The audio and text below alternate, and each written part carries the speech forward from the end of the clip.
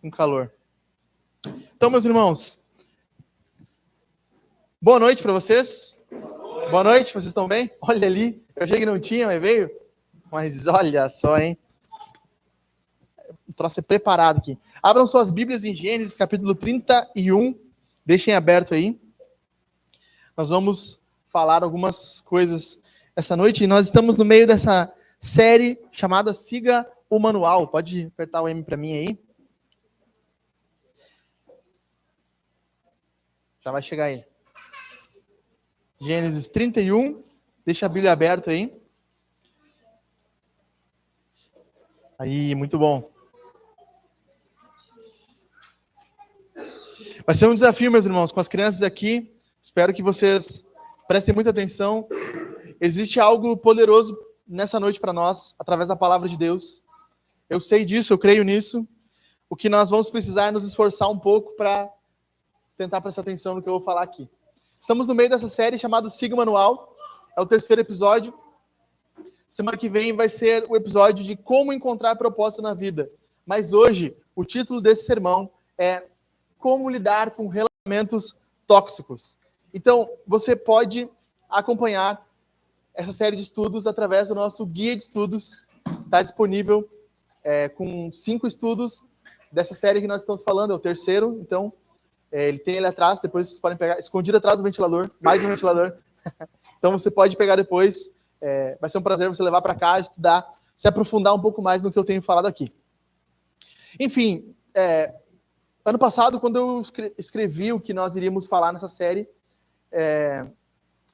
eu não tinha ideia, ou nós não tínhamos ideia de como Deus ia trazer algumas coisas, tratar algumas coisas, e o Senhor foi tratando, e parece que a palavra da moda esse ano é tóxico, né? Todo mundo está falando de tóxico, relacionamentos tóxicos. E o título desse sermão era Como lidar com relacionamentos abusivos, mas tóxicos acho que fica melhor. Então, o ponto central, a ideia que eu quero falar essa noite é Deus quer que nós tenhamos relacionamentos saudáveis. Os relacionamentos moldam quem nós somos. Aqui não estou falando só de namoro, eu falo de amizade, falo de família, moldam quem nós somos. A palavra diz em 1 Coríntios que as boas companhias, as más companhias pervertem os bons costumes, ou seja, com quem nós andamos acaba transformando quem nós somos. Salmo capítulo 1 vai dizer que o ímpio, ele se assenta na roda dos escarnecedores, ele tem um caminho maldoso, e o sábio, o justo, não anda nesse caminho. Ou seja, existem alguns tipos de pessoas e relacionamentos que nós devemos evitar. Por que eu falo isso? Porque ao longo da nossa vida, do ano passado principalmente, nós visualizamos que deixamos de nos relacionar com algumas pessoas, abandonamos alguns relacionamentos, nos aproximamos de outro, e isso deveria ser natural na nossa vida. As coisas deveriam ser assim, nós deveríamos enxergar desse modo. O problema é quando nós ficamos escravizados, enraizados em pessoas tóxicas que nos fazem mal e nós não percebemos. A palavra de Deus, ela não só fala sobre o que aconteceu, mas sobre o que sempre acontece. E ela tem um capítulo especial em Gênesis 31 para nos mostrar de como devemos lidar com essas pessoas abusadoras, com relacionamentos tóxicos.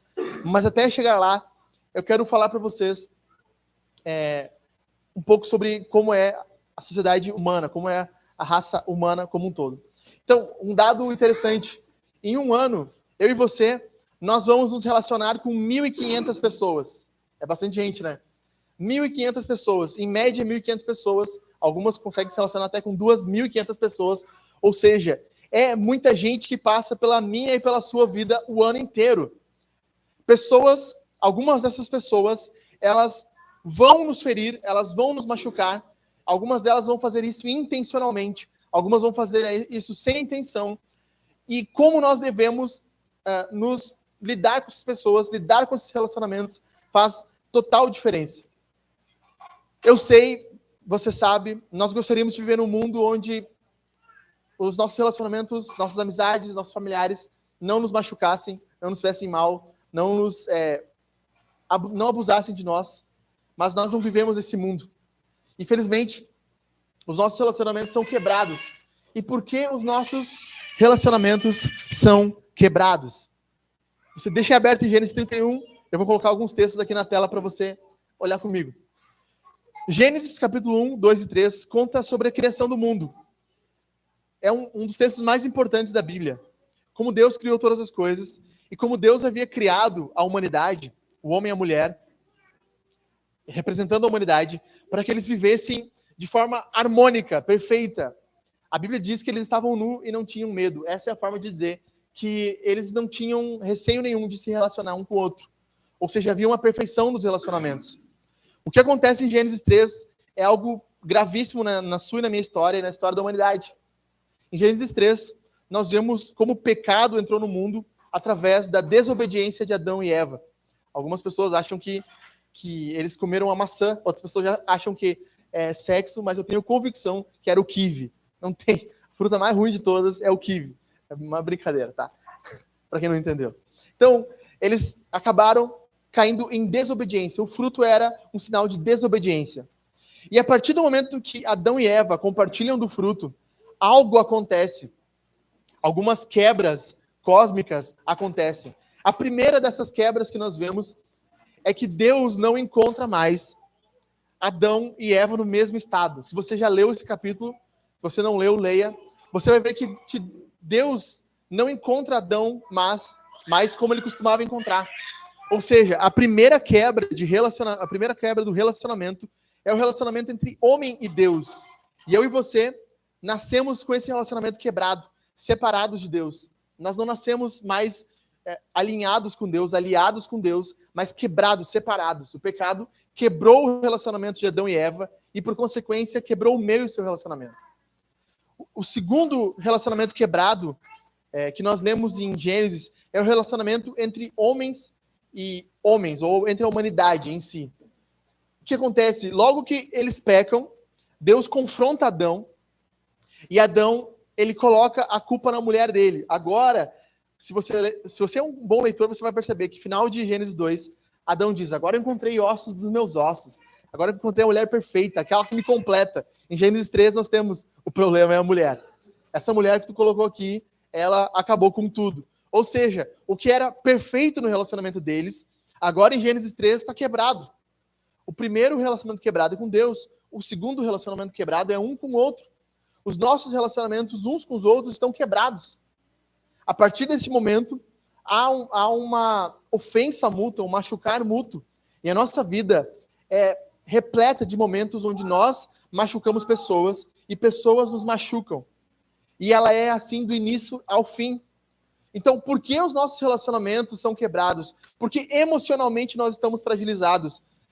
Em muitas igrejas, em muitos locais, vocês não ouvirão falar sobre isso, mas eu tenho que falar para vocês. O maior problema seu hoje, e meu problema, não é um relacionamento quebrado, não é uma conta bancária negativa e não é uma falta de trabalho. O seu maior problema é o pecado. O pecado destruiu a humanidade, o pecado destruiu o mundo e destruiu a minha e a sua vida. Nós estamos quebrados. O pecado nos destruiu emocionalmente, nos destruiu fisicamente. A partir de agora, em Gênesis 3, nós morremos. A partir de agora, nós adoecemos e morremos. A partir de agora, pessoas maldosas abusam de crianças. Pessoas maldosas abusam de mulheres. Homens maldosos batem e matam suas esposas. Esposas maldosas assassinam seus maridos. Namorados, maridos, filhos traem uns aos outros. Isso é o natural. E o problema não é que você precisa de um coach te dizendo como tananá para que as coisas sejam resolvidas. O seu problema é que você precisa de um novo coração. Você precisa nascer de novo. Você precisa receber Jesus. Nós vamos chegar lá. Mas até chegar lá, o que aconteceu no mundo? Quando os relacionamentos foram quebrados, todos nós nos tornamos tolos. Eu e você nos tornamos tolos. Tolos, bobos. Relacionalmente falando, nós nos tornamos maus. O nosso coração ficou mau. A nossa natureza ficou má. E o que acontece? A Bíblia vai mostrar que existem 3 tipos de pessoas no mundo. Eu preciso que você preste muita atenção nisso. Existem 3 tipos de pessoas no nosso mundo que nós vamos nos relacionar. O primeiro tipo de pessoa é a pessoa sábia. Algumas pessoas adquirem conhecimento e sabedoria e isso auxilia que elas tenham uma vida melhor. O segundo tipo de pessoas são pessoas tolas. O que são pessoas tolas? A Bíblia também traduz como ingenuidade. A gente leu aqui o Alan falando, Provérbios 2, falando sobre isso. O terceiro tipo de pessoas são pessoas más. Pessoas que têm intenção de fazer maldades. Nós vamos abrir o arquivo em zip aqui, nós vamos dizipar isso aqui, nós vamos abrir e mostrar isso aqui com mais clareza para cada um de nós.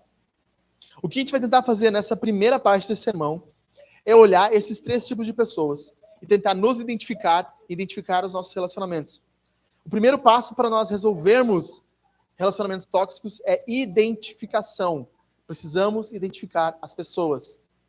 Então, algumas pessoas dizem que o preconceito é errado. Todo mundo tem um preconceito. Jesus tinha um preconceito de pessoas. Ele olhava as pessoas e sabia quem era mau, quem era bom, quem era sábio, quem era tolo. Jesus tinha esse olhar. Claro, ele era Deus, ele conhecia os corações. A Bíblia dá passos a passo para a gente reconhecer esse tipo de pessoas. O que o Alan falou aqui, lendo Provérbios, é isso. Leia Provérbios 31 vezes por mês e leia 12 vezes por ano, 31 vezes. Ou seja, leia todo dia um provérbio. E você vai aprender o que o livro de Provérbios vai ensinar sobre os tipos de pessoas. Faça um exercício. Toda vez que a palavra sábio aparecer, você sublinhe. Toda vez que a palavra tolo aparecer, você sublinhe. Toda vez que a palavra mal aparecer, você sublinhe. E você vai ver que Provérbios, ele é basicamente um mapa de como conhecer esses 3 tipos de pessoas e como nós podemos viver no meio desses 3 tipos de pessoas. Então, Provérbios 24, para mim, é o principal texto, porque do versículo até do 1 ao 7, ele basicamente nos apresenta essas 3 pessoas. Não tem inveja dos maus, nem queira estar com eles, porque o coração deles planeja a violência, e os seus lábios falam para ferir. Ou seja, o mal, ele tem uma intenção maldosa. Com a sabedoria se constrói a casa, com inteligência ela se firma. Quem é sábio, ou seja, a primeira pessoa mal, o segundo é o sábio. Quem é sábio é forte, e aquele que tem conhecimento consolida a sua força, porque com prudência você deve fazer guerra. Na multidão de conselheiros está a vitória. A sabedoria é elevada demais para o insensato, que é outra palavra para tolo. No tribunal, ele não abre a boca. Ou seja, Provérbios 24 está nos apresentando 3 tipos de pessoas. Quero olhar com vocês. Primeiro, quem é o sábio? Provérbios 9. Não repreenda o zombador, para que ele não odeie você. Repreenda o sábio, e ele o amará. Dê instrução ao sábio, e ele se tornará mais sábio ainda. Ensine o justo, e ele crescerá na prudência. O padrão de pessoas sábias é que elas têm uma avidez pelo conhecimento. E sabedoria é diferente de inteligência. Inteligência é conhecer conteúdo. Sabedoria é conseguir aplicar o conteúdo que eu conheço. Então, o sábio, ele tem algumas características. São 5 as principais que eu anotei desse texto aqui. Então, 5 características de alguém sábio. De quem é sábio. Talvez você entrou aqui essa noite pensando que você é sábio. A gente vai descobrir agora. 5 características de alguém que é sábio. Primeiro, o sábio é humilde. Ele tem humildade para aprender. Você reconhece pessoas sábias quando você repreende elas, quando você ensina elas, e elas acatam o seu ensino. Elas recebem o ensino porque o sábio quer crescer em conhecimento. Ou seja, ele tem uma humildade. O ponto-chave da sabedoria é: eu nunca sei o suficiente. Esse é o sábio. O sábio sempre diz: eu nunca sei o suficiente. Eu nunca vou aprender tudo o que deve ser aprendido. Eu sempre tenho que aprender mais. Então, o sábio, ele é humilde. Para quem está lendo a teologia sistemática do Wayne Grudem, você vê que o Wayne Grudem, ele é humilde. Ele muitas vezes diz: aqui eu mudei meu pensamento, aqui eu aprendi com tais pessoas, aqui eu modifiquei o que eu pensava. Então, o Wayne Grudem, várias vezes, ele mostra que ele está crescendo em conhecimento e ele é humilde para receber mais conhecimento. O segundo ponto, desfile do Zeke aqui, afeto por quem o ensina. Ou seja, quando o sábio é repreendido por alguém, quando alguém corrige o seu pecado, ao invés de ele ficar frustrado e bravo com a pessoa que o corrigiu, ele demonstra amor. Isso é louco. Olha o que Provérbios 9 está dizendo. Não repreenda o zombador para que ele o odeie. Odeie você. Repreenda o sábio e ele o amará. Ou seja, o sábio, quando ele está errado e ele é repreendido, ao invés de se fechar para a pessoa que o repreendeu, ele ama aquela pessoa. Ele tem apreço pelaquela pessoa. Ele tem um afeto positivo por aquela pessoa. A terceira coisa é um desejo por sabedoria. dê instrução ao sábio e ele se tornará mais sábio ainda. Ou seja, a pessoa que é sábia, ela está disposta a aprender, disposta a conhecer mais. Ela está aberta a ouvir o que Deus tem a dizer, o que a Bíblia tem a dizer, o que você tem a ensinar a ela. Pessoas sábias são sempre dispostas a aprender. Elas não reclamam de um sermão. O sermão foi muito longo, muito complicado. Não, ela olha aquilo, poxa, eu preciso aprender mais, preciso entender mais, eu preciso conhecer mais. Tem um desejo por sabedoria. A quarta característica é que há um crescimento e um amadurecimento. Perceba que ele diz, ensine o justo e ele crescerá na prudência. O sábio, ele continua crescendo, ele continua aprendendo, ele continua transformando a própria vida. Ele nunca chega num nível que ele diz assim, pronto, agora eu sei tudo. Não, ele está sempre aprendendo, sempre buscando novos conhecimentos, sempre buscando onde ele pode aprender mais, sempre buscando pessoas mais sábias para que ele possa ouvir. Então, o sábio, ele tem um desejo por crescer, por estar crescendo, e você vê um crescimento nele. Você olha a vida dele de um ponto, e você olha daqui a 1 ano, ou como diz o Ícaro de Carvalho, daqui a 10 anos, você vê um crescimento exponencial na vida daquela pessoa. Ele saiu desse X, e agora ele está em 2X, está em 3X. Nós vamos ver que o tolo não é assim. Quinta coisa, ele é prudente na sua forma de vida. A palavra prudência, o Alan falou aqui, também é sinônimo de sabedoria. O que é prudência? É alguém andar com cuidado. A sabedoria não é só um conhecimento que você adquire, mas é uma forma de vida cuidadosa, da qual você começa a viver. A sabedoria vai moldando a forma que você se relaciona, que você compra, que você vende, que você fala. E eu não tenho tempo para falar de tudo isso, mas o livro de Provérbios, você sentar 1 horinha para você ler do início ao fim, você vai ver como a sabedoria molda as palavras. O tolo não tem prazer no conhecimento, somente expressar aquilo que pensa. Ou seja, o sábio, ele não externa tudo o que ele pensa, ele pondera, ele pensa naquilo, então fala as palavras certas. Na multidão de palavras, a tolice. Ou seja, o sábio fala pouco, fala com prudência. A gente brinca, falou pouco, mas falou bonito, certo? Então, o sábio fala pouco, fala com cuidado. Ele pondera, ele pontua coisas extremamente essenciais. Perceba isso. Você se identifica com alguma dessas características ou não? Você identifica pessoas ao seu redor que tenham essas características?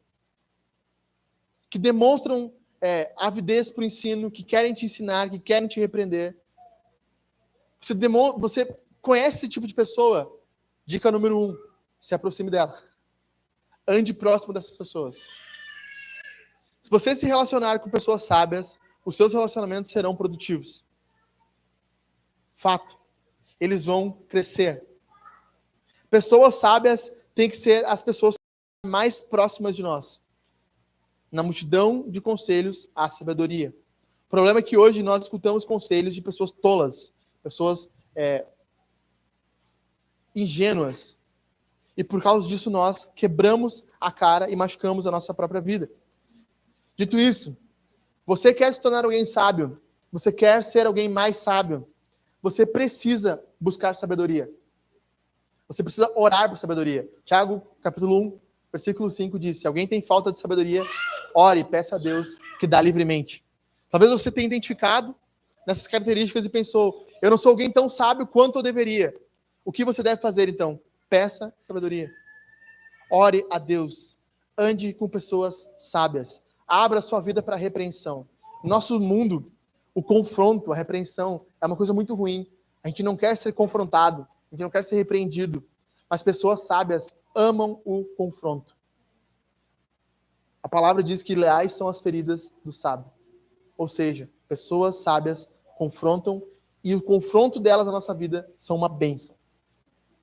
Nos fazem crescer. O segundo tipo de pessoas são as pessoas tolas. Quem é o tolo, então? Os insensatos, desprezam a sabedoria e o ensino. O açoite é para o cavalo, o freio para o jumento e a vara para as costas do tolo. Quem é o tolo? O tolo e a ingenuidade são coisas bem parecidas. Um exemplo. Crianças pequenas, elas são ingênuas. Elas vão tentar colocar o dedo na tomada, certo? Algumas vezes elas vão ser repreendidas ou algumas vezes elas vão colocar o dedo e vão levar um choque, porque elas aprendem que aquilo ali faz mal, certo?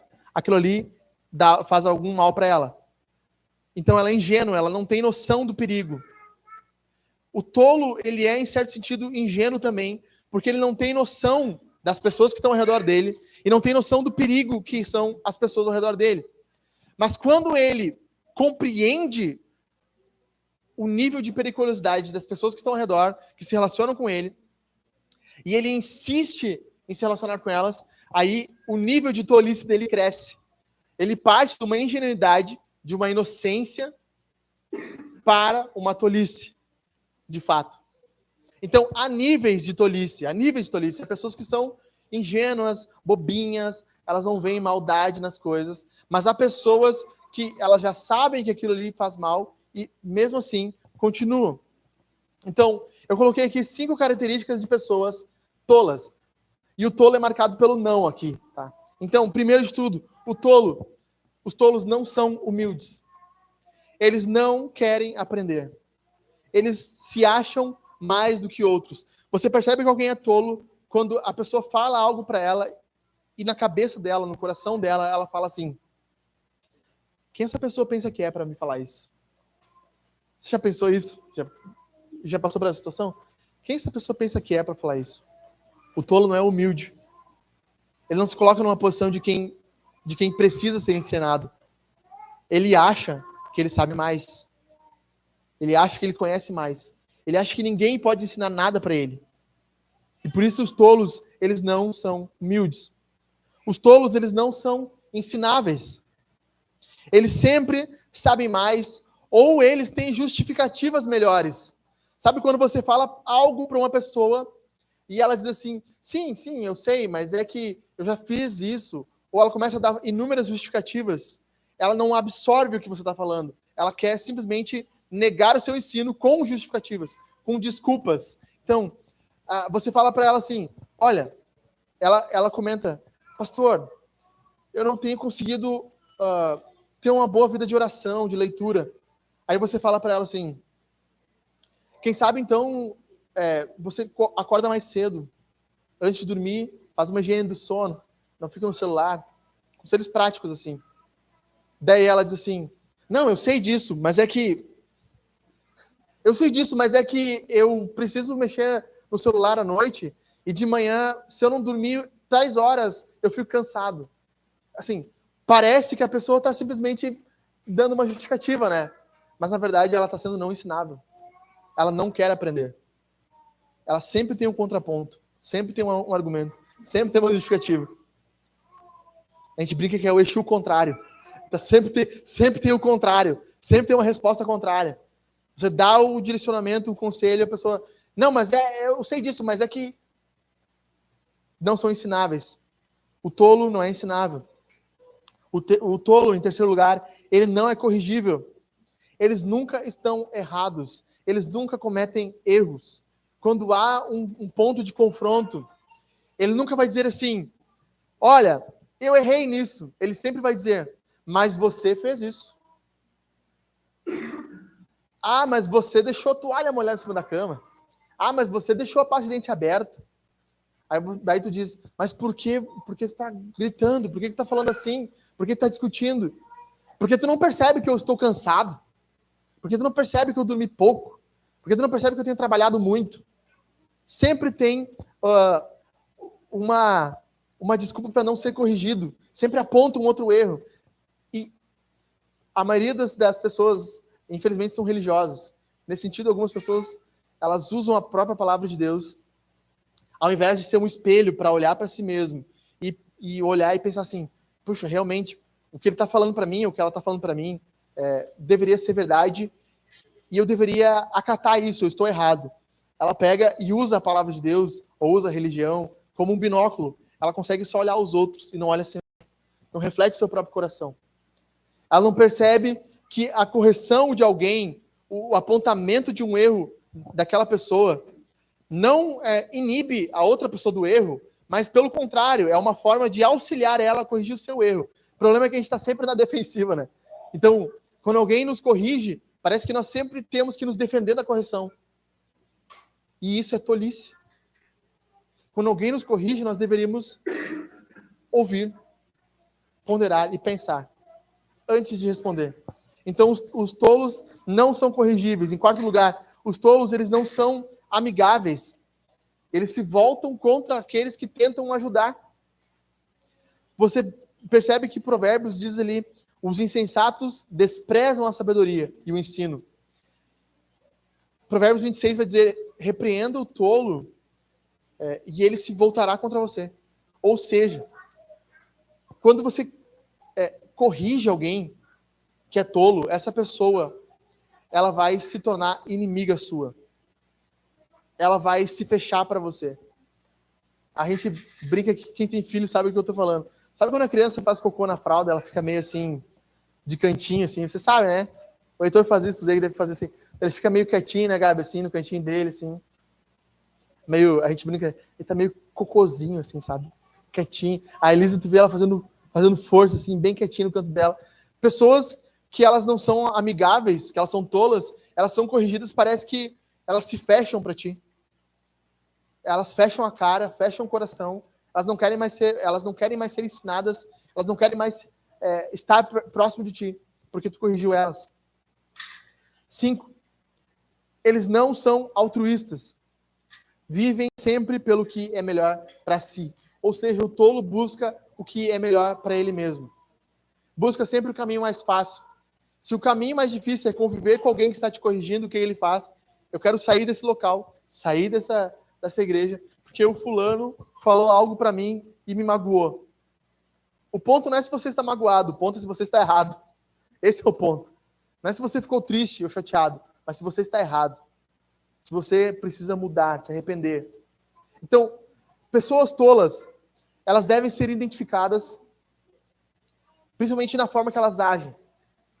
E devem ser ou acolhidas ou afastadas, dependendo o nível da tolice.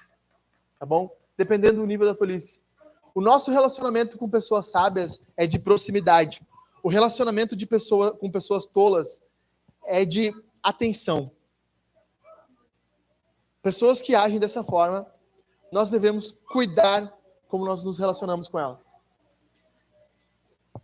Eu vou falar um pouco mais logo na frente sobre isso. Como relacionamentos de pessoas tolas acontecem e nos afligem. Ou seja, presta atenção nisso. Pessoas tolas, elas não devem estar no mesmo nível que nós de relacionamento. Sei que parece meio estranho dizer isso. A palavra de Deus diz que ninguém deve pensar menos de si mesmo, nem mais de si mesmo. Deve pensar na medida correta de si mesmo. Se você é sábio, você não pode se colocar no mesmo nível de um tolo. Se você se coloca no mesmo nível de um tolo, você está sendo tolo também. Ou seja, pessoas sábias, como elas se relacionam com tolas? Elas ensinam o tolo. Elas corrigem o tolo. Eu não sento na frente das minhas filhas e peço para elas me ensinar como é a vida. Parece que na nossa cultura isso é moda, né? As crianças, os pais não podem mais dizer não para as crianças, porque elas também têm algo a nos ensinar. Dá uma faca para uma criança e ver o que ela faz. Entendeu? A criança, ela é tola, ela é ingênua, ela precisa ser ensinada. Você não senta no mesmo nível de uma criança e pede para ela te ensinar sobre a vida. Você ensina ela. Então, você não senta com pessoas tolas e absorve conteúdo delas. Você que ensina elas. E você vai percebendo, à medida que ensina elas, o nível de tolice que elas estão. Por exemplo, se você corrigiu uma pessoa tola e ela logo se fechou para você, você já sabe que esse é um tipo de relacionamento que você não consegue cultivar. Não tem como. Não tem como cultivar um relacionamento assim. Que a pessoa vai sempre se fechar para sua instrução. Então, pessoas sábias, pessoas tolas e, por último, pessoas más. Então, bem o provérbio que o Alan leu aqui. A sabedoria livrará do caminho do mal e do homem que diz coisas perversas, dos que abandonam as veredas da retidão para andarem pelos caminhos das trevas, dos que têm prazer em fazer o mal e se alegram com a perversidade dos maus, cujas veredas são tortuosas e que se desviam em seus caminhos. Como falo para vocês, a Bíblia é um livro sincero, verdadeiro. Existem pessoas no mundo que são más. Existem pessoas mal intencionadas ao nosso redor.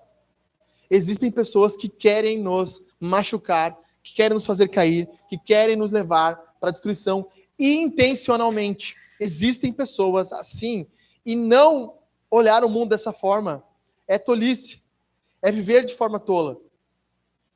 Pessoas más, elas vão nos fazer mal, intencionalmente. E no mundo hoje parece que a gente vive num mundo que assim, todas as pessoas são boazinhas, todas as pessoas são boas. Não. As pessoas são más. E elas querem fazer o mal, muitas vezes, intencionalmente contra nós. Tem pessoas que desejam o teu mal. Com certeza você conhece pessoas que desejam o teu mal. Que querem que você esteja mal. Que querem que sua vida esteja desgraçada. E não enxergar isso é algo horrível para nós. Por isso que eu estou dizendo que o primeiro ponto é a identificação. E por isso eu estou mostrando para vocês os 3 tipos de pessoas, para vocês identificarem quem são as pessoas. Então, quem é o mal? 5 características de pessoas más. Primeiro, o seu caminho é mau. Ele tenta prejudicar ativamente o outro. Ele faz coisas más. Você percebe, por exemplo, pessoas que maltratam animais. Você percebe que tem uma maldade. Crianças, às vezes, que são egoístas na forma que elas usam o brinquedo. Você percebe que tem uma maldade naquilo ali. E pais que não corrigem vão deixar que a maldade progrida no coração da criança. Então, perceba que a correção ela é uma forma de tirar também a maldade do coração da criança. Fazer com que ela entenda que ela tem que compartilhar. Mas pessoas que não são corrigidas, elas vão se tornar más e elas vão se tornar extremamente egoístas. A palavra da moda, falei para Jaque hoje, é narcisismo. Virou moda falar narcisismo. O narcisista. O narcisista o narcisismo é uma doença psicológica. Mas a Bíblia chama o narcisismo de outra coisa. Orgulho. Egoísmo. O narcisista é uma pessoa extremamente orgulhosa, egoísta. Pessoas más, elas são pessoas que querem intencionalmente prejudicar os outros a fim de que elas estejam melhor. Você já conheceu algum colega de trabalho que rouba suas comissões? Amigas que se intrometem nessas conversas, que falam mal de você pelas costas. Você já viu pessoas assim? Pessoas más, o seu caminho é mau, então. As suas palavras são más. Os comentários que fazem, que às vezes parecem inocentes, mas são comentários maldosos. Comentários assim, como você... coisa de mulher, como gorda. Mas não é uma coisa assim, sabe? Amiga, você engordou um pouquinho, não. A pessoa fala visando te destruir. Tinha um casal que nós conhecemos e na época nós não tínhamos esse entendimento que nós temos, que eu estou falando. E eu lembro que nós estávamos numa conversa e ele disse assim para mulher dele, ex-mulher, porque eles se divorciaram depois. Falou bem assim: olha como tu tá gorda. Se eu não te quisesse, ninguém mais ia te querer. Um comentário maldoso. Pessoas más, as palavras delas são más. As suas falas, as suas piadas. Você conhece alguém que faz com que as piadas sempre tenham um fundo de verdade? Ela faz uma piada, mas não é tipo assim, para você rir, é para dar uma indireta. É para te ferir, é para te machucar. Por exemplo, tu chegou atrasado num local, ela diz assim, não sabia que o teu relógio contava em outras horas. Sabe, é uma piada maldosa. Ela não está interessada no teu bem, ela está interessada em te prejudicar. As suas falas são destrutivas. A forma com que ela te identifica. Quantos de nós não crescemos com mães, pais, que diziam assim, você é burro. Você não presta para nada. Você nunca fez nada direito. Você não faz nada direito. Você não foi desejado. Você foi um acidente. Tu está estragando a nossa vida. Tu está estragando a nossa noite. Tu está estragando o nosso jantar. Quantos de nós não crescemos ouvindo isso de nossos pais, nossos avós, nossos tios, nossos primos? Pessoas más, suas palavras são más. Terceiro, seu andar é obstinado. Pessoas más, eles sabem que é errado e eles continuam agindo assim. Eles não têm interesse em voltar atrás, não têm interesse em mudar. Eles querem continuar agindo errado. Esse é o problema, né, Zeke? Ele sabe que está errado, sabe que está fazendo a coisa errada, mas continua fazendo errado. Ele sabe que é roubo, ele sabe que é corrupção, ele sabe que está prejudicando alguém, mas continua fazendo aquilo que prejudica. Tem conhecimento, tem ciência, é obstinado no erro. Quarto, as suas emoções são más. Emocionalmente, essa pessoa é má. Ela se alegra.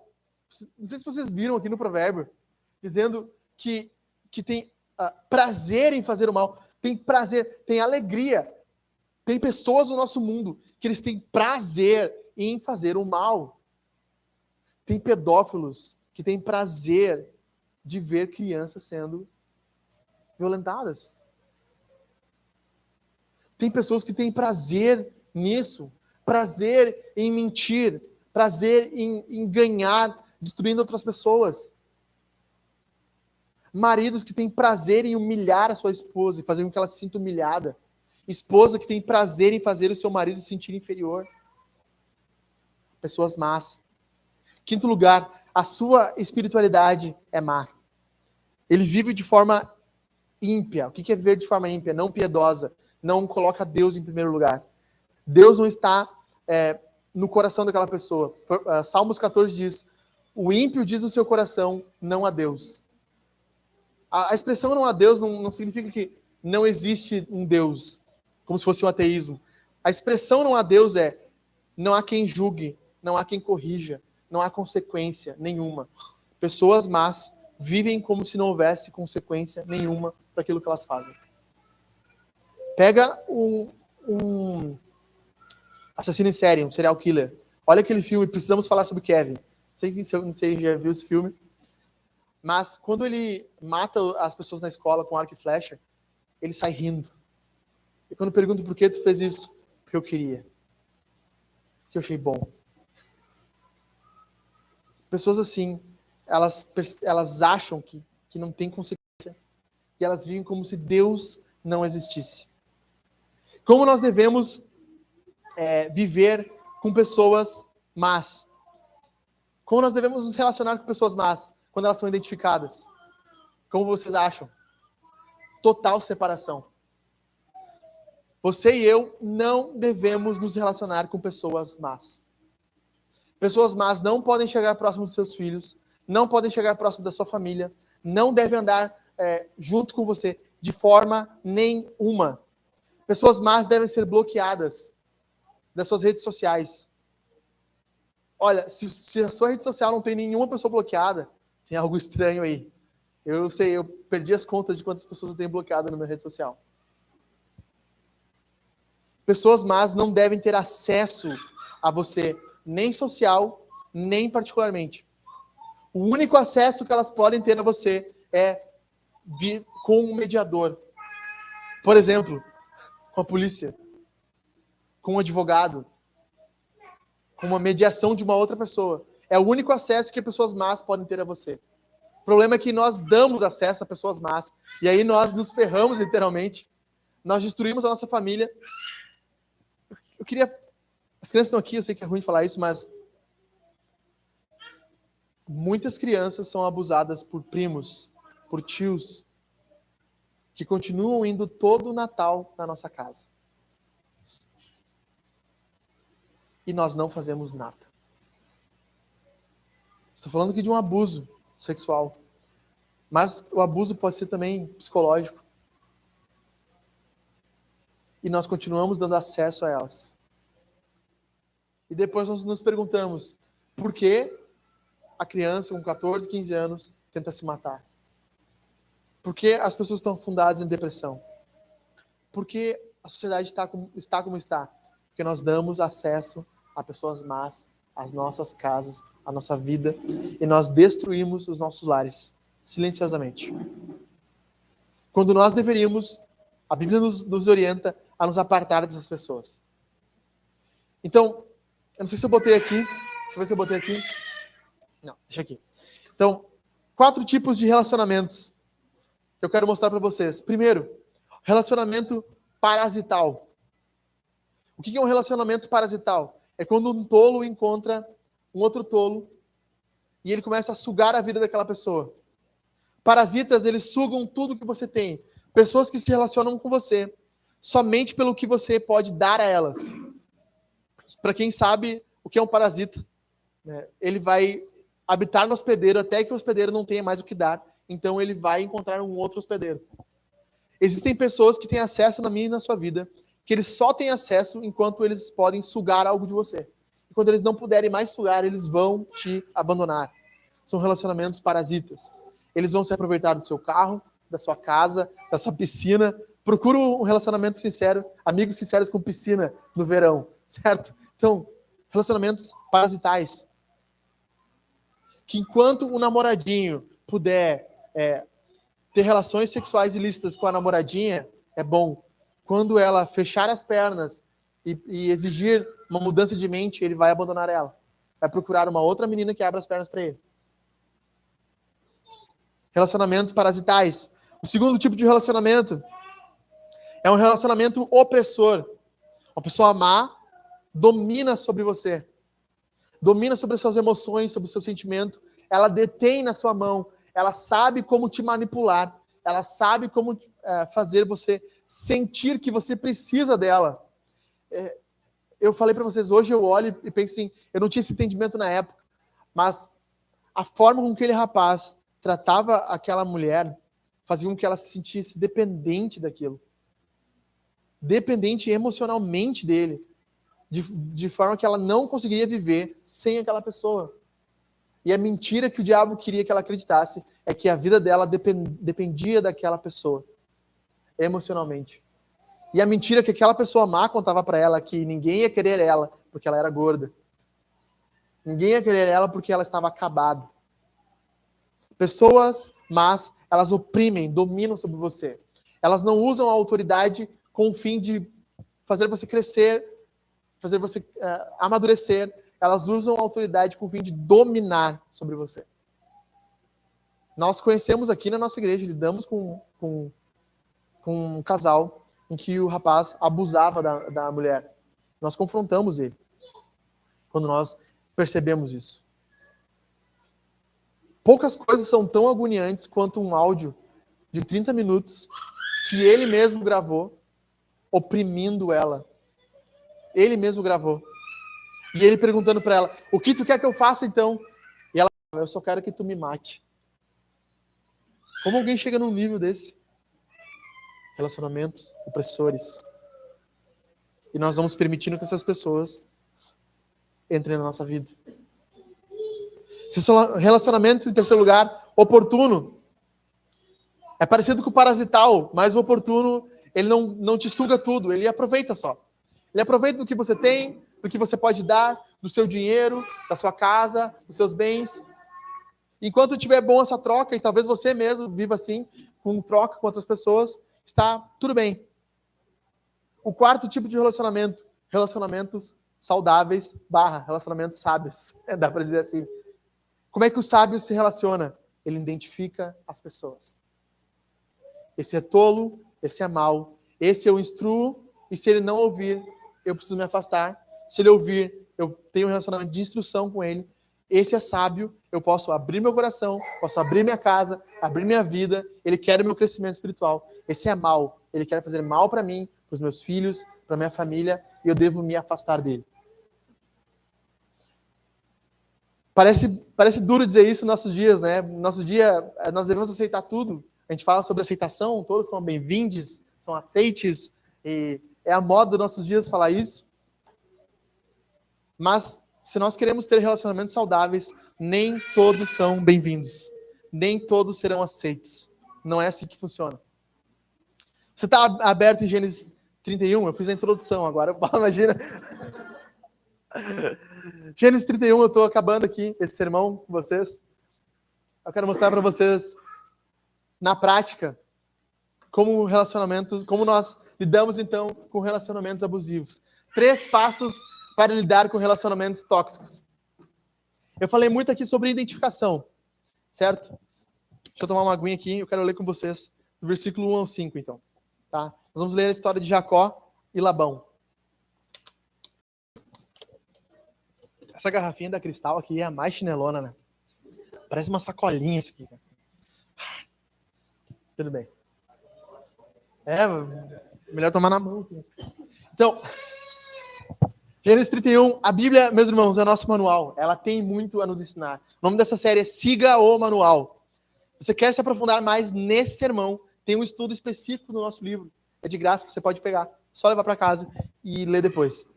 Então, nós vamos ver aqui pessoas tolas e pessoas maldosas e como Jacó, ele identifica isso. Versículo 1 ao 5, vamos ler junto. Jacó ouviu os comentários. Perceba isso.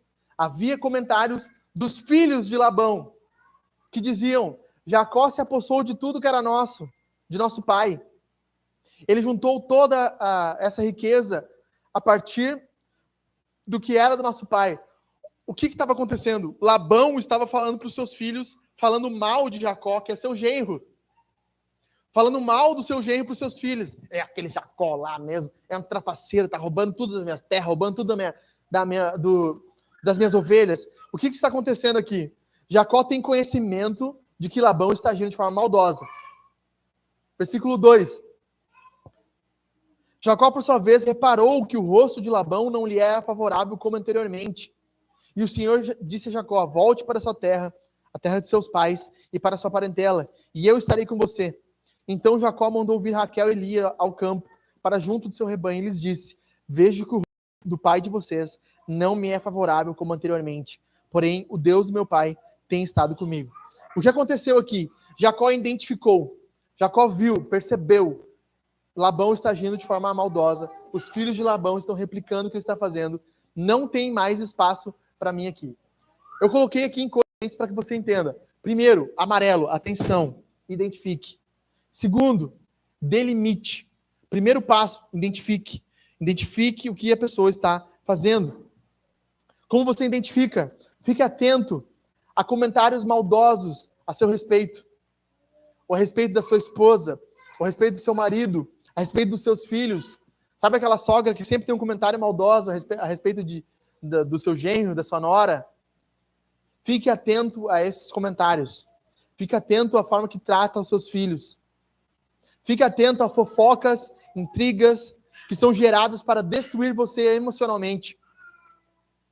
A Bíblia não fala aqui, mas imagina como Jacó fica emocionalmente a saber que os filhos do genro dele estão dizendo que ele roubou o sogro. Fique atento a comentários que te destroem emocionalmente, que te abalam emocionalmente, que te fazem sentir mal emocionalmente. Terceiro, perceba desdém ou desprezo. Desdém pela sua pessoa, desprezo. Quando você chega num ambiente, você vê que aquela pessoa te despreza, que ela não te trata bem. Você percebe... As mulheres sabem do que eu estou falando, né? Percebe que tem algo no ar ali, que não está certo, que não está correto. A forma que aquela pessoa te responde, a forma que aquela pessoa te trata. Identifique, em primeiro lugar. Atenção. Segundo lugar, delimite. Gênesis 31, lá no versículo 36 ao 42. Vamos ler junto ali. Depois você pode ler o capítulo inteiro, ele é bem comprido. Então Jacó ficou zangado e discutiu com Labão e dirigiu-se a Labão dizendo: qual é a minha transgressão? Labão foi até Jacó, atrás dele quando ele saiu da terra. Então qual é a minha transgressão? Qual é o meu pecado para o Senhor me perseguir com tanta fúria? Havendo apalpado todos os meus utensílios, quais foram os utensílios de sua casa que o Senhor encontrou? Coloque-os aqui diante dos meus parentes, dos seus parentes, para que julguem entre nós dois. 20 anos eu estive com o Senhor. As suas ovelhas, suas cabras, nunca perderam as crias. Eu não comi um só carneiro do seu rebanho. Não lhe apresentei os animais que eram despedaçados pelas feras. Eu assumi o prejuízo. Da minha mão o Senhor requeria tanto o roubado de dia como de noite, de maneira que eu andava de dia consumido pelo calor, de noite pela geada, e o meu sono me fugia dos olhos. Olha como a situação dele era uma situação de opressão. Ele estava oprimido pelo sogro. 20 anos permaneci em sua casa. 14 anos trabalhei para o Senhor pelas suas 2 filhas. E 6 anos trabalhei para conseguir o seu rebanho. 10 vezes o Senhor mudou o meu salário. Se não fosse o Deus de meu pai, o Deus de Abraão, o temor de Isaque, por certo o Senhor me despediria agora de mãos vazias. Mas Deus viu o meu sofrimento e o meu trabalho das minhas mãos. E ontem à noite ele repreendeu o Senhor. O que aconteceu aqui? Agora Jacó colocou um limite. Primeiro, identifique. Segundo ponto, delimite. Coloque um limite. Até então, Labão tratava Jacó dessa forma. Até então. Jacó colocou um limite, uma borda.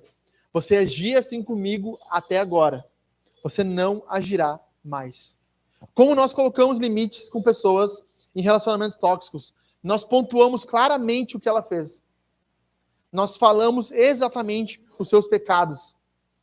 Nós temos que expor de forma clara e diretamente com ela. Por exemplo, num relacionamento entre um marido abusador e uma esposa que é abusada. Muitas vezes ela não consegue sozinha, então ela procura ajuda, mas ela põe um limite. Você me trata mal, você faz isso comigo. Esse limite é essencial para que a sua saúde emocional permaneça viva. Nós precisamos colocar limite em pessoas que nos machucam, que nos afetam, pontuar claramente o que elas fizeram contra nós. De forma clara, você fez isso, você despertou esse sentimento em mim. Quando você agiu dessa forma, o meu coração ficou assim. É basicamente isso que Jacó está fazendo. É basicamente isso que Jacó está fazendo aqui. Está dizendo, eu trabalhei, eu fiz o justo, eu sofri nas tuas mãos, eu passei aflição, você me cobrou injustamente. Foi assim que você agiu comigo. Nós temos que colocar limites. Mostrar quais são os pecados cometidos exatamente. E mostrar como ela tem nos tratado. E exigir retratação. Você deve se arrepender disso. Por quê? Porque você coloca um limite. Se você não exige arrependimento, aquela pessoa nunca vai mudar a forma que ela trata você. Se diz, se você não mudar isso, nosso relacionamento não vai existir mais. Que é o último passo. Afastamento. Ficou rosa, mas era vermelho. Eu juro para vocês. Era vermelho. Afastamento. O que acontece no final de Gênesis 31? Do 43 até o versículo 54. Então Labão respondeu a Jacó: as filhas são minhas filhas, os filhos são meus netos, os rebanhos são os meus rebanhos, e tudo que você está vendo é meu. O que posso fazer hoje? A essas filhas, ou os filhos que elas me deram à luz? Venha, pois, façamos uma aliança, eu e você, que sirva de testemunho entre mim e você. O que aconteceu aqui foi que Labão foi confrontado, viu o limite que Jacó colocou e ele se arrependeu do que ele fez. Deus havia aparecido em sonho a Labão, isso ajudou bastante para que ele se arrependesse da forma que ele tratou Jacó. Mas apesar disso, eles sugerem uma aliança entre os dois. Versículo 44. Venha, pois, façamos uma aliança, eu e você, e que sirva de testemunho entre mim e você. Então Jacó, ele coloca um limite, perceba, preste atenção, versículo 45. Pegou uma pedra, erigiu uma coluna e disse aos seus parentes, ajuntem as pedras. Eles foram juntar as pedras e fizeram um montão, ao lado do qual comeram. Labão deu-lhe o nome de Jeguer Saaduta, mas Jacó lhe chamou de Gileade, ou Gileade, algumas outras versões. E Labão disse, seja hoje esse montão de pedras, por testemunho entre mim e você. Por isso foi chamado de Gileade, ou Gileade, e Mispa, pois disse, que o Senhor vigie entre mim e você, e nos julgue quando estivermos separados um do outro. Se você maltratar as minhas filhas e tomar outras mulheres além delas, não estando ninguém conosco, lembre-se que Deus é testemunha entre mim e você. E Labão continuou, eis aqui este montão de pedras, essa coluna que levantei entre mim e você. Seja um montão testemunha, e seja a coluna testemunha de que para o mal não passarei para o lado de lá do montão, e você não passará para o lado de cá do montão e da coluna.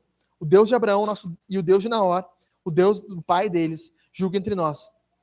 E Jacó jurou pelo temor de Isaque, seu pai. Jacó ofereceu um sacrifício na montanha e convidou seus parentes para uma refeição.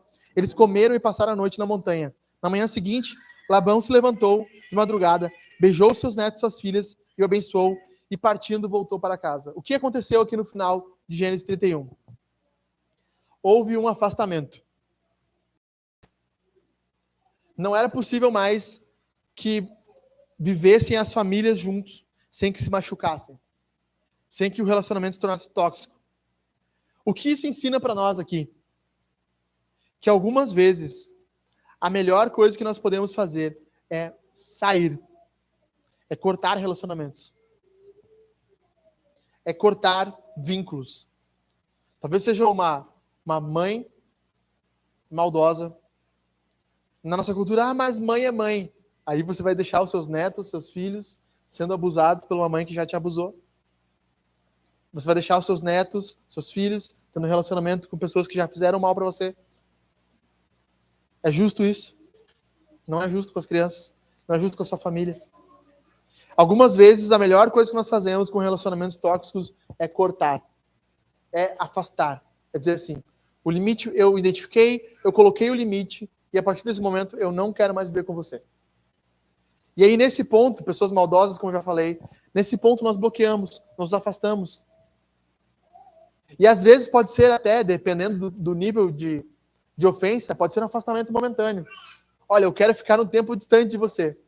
Se é um crime, eu quero denunciar você para a polícia. Quero que você seja preso por isso. Muitas vezes a gente acha que parentes que abusaram de pessoas da nossa família, eles não devem ser julgados pela polícia. Não, eles devem ser julgados, sim. O abuso é um crime. O abuso sexual é crime. E deve ser denunciado. Deve ser denunciado. Ah, mas é um tio muito querido.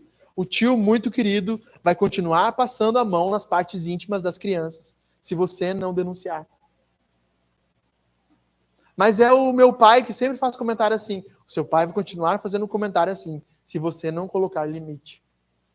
Se você ama ele, você quer o melhor para ele, você vai confrontá-lo e vai corrigi-lo. E vai colocar o limite. Então, como você se afasta? Você deixa claro que não vai haver mais nenhum tipo de contato. Você bloqueia todo o acesso a você. Seja de forma individual, digital. Mantenha somente acessos sociais. Em público, com mais pessoas. Se você precisa ter contato com aquela pessoa. Se não precisa, não tenha mais. Selecione um intermediário, um interlocutor, para mediar os conflitos. Como eu falei, polícia, advogado, pastor, não sei. Selecione alguma pessoa que vai fazer a mediação desses conflitos. Sei que é pesado o que eu estou falando aqui, e é meio difícil de digerir. Eu quero encerrar falando isso aqui para vocês. Por que nós devemos agir assim nos nossos dias? Por causa do Evangelho, porque existem boas novas. Jesus morreu por mim e por você. Jesus pagou os preços dos nossos pecados. Jesus quer transformar o nosso coração. E Jesus é o único que pode transformar corações. E esse é o ponto. É Jesus quem transforma corações, e não nós. Às vezes nós achamos que nós temos que continuar perto de pessoas tolas, temos que continuar perto de pessoas más, para que elas sejam transformadas. Não somos nós que transformamos elas. É Jesus quem transforma elas. Nós temos que pregar, anunciar, proclamar e deixar com que Jesus transforme. Jesus morreu pelos nossos pecados. E isso nos mostra duas coisas. Primeiro, que nenhum tipo de crime que foi feito contra você, nenhum tipo de ofensa que foi feita contra você, nenhum relacionamento que foi feito contra você e eu, é final na sua vida. Porque Jesus morreu pelos seus pecados e pelos pecados das pessoas que te ofenderam. Há perdão, há recomeço, há nova vida em Jesus. Primeiro de tudo é isso. Segundo, há seriedade. Jesus morreu pelos pecados. Você não vai tratar de forma leviana pecado. Se Deus morreu pelos seus pecados, se Deus que não morre teve que morrer, é porque é algo sério. Lide de forma séria com pessoas más e abusadoras. Lide de forma séria com pessoas tolas. Não leve na brincadeira, não leve no diz que me disse, não leve no oba-oba. O pecado é algo grave. O pecado é algo sério. Nós estamos encerrando aqui esse culto. Nós vamos terminar. Fique de pé, nós vamos orar. Nós vamos cantar de novo. O fim do nosso culto é sempre assim, nós cantamos, nós oramos. E eu quero te desafiar a você cantar de novo a música 3. Conversão, o nome dessa música. Enquanto nós estivermos cantando, se você